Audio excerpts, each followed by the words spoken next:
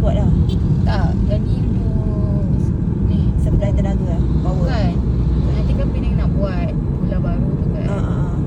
So like this is one of the early initiative lah. Is that process. Pulau tu hidup tak? Tak, tu pulau Raja sayang. Oh, pernah dengar tapi ada orang kata letak orang-orang tak betul kat situ. Okay, so pulau Raja is history dia dulu. Waktu lama dia ada ni penjara kat situ.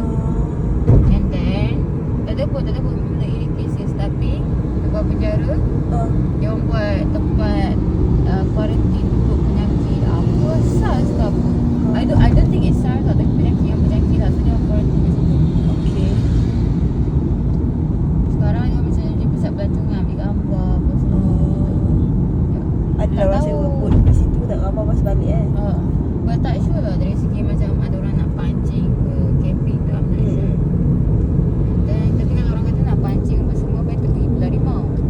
Lagi banyak Pulau Rimau lagi banyak ikan. Dengan ikan lagi banyak ada udang macam tu. Oh, kira pulau tu tak ada orang duduk lah. Dia dah singgah-singgah balik, singgah balik. So far tak ada setahu saya.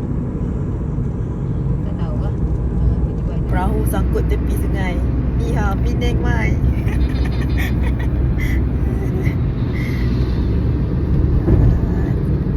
Penang guys.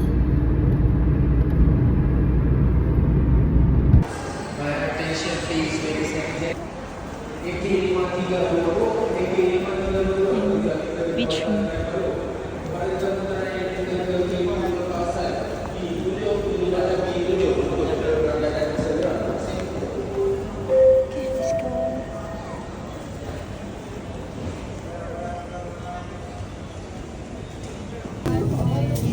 Thank you.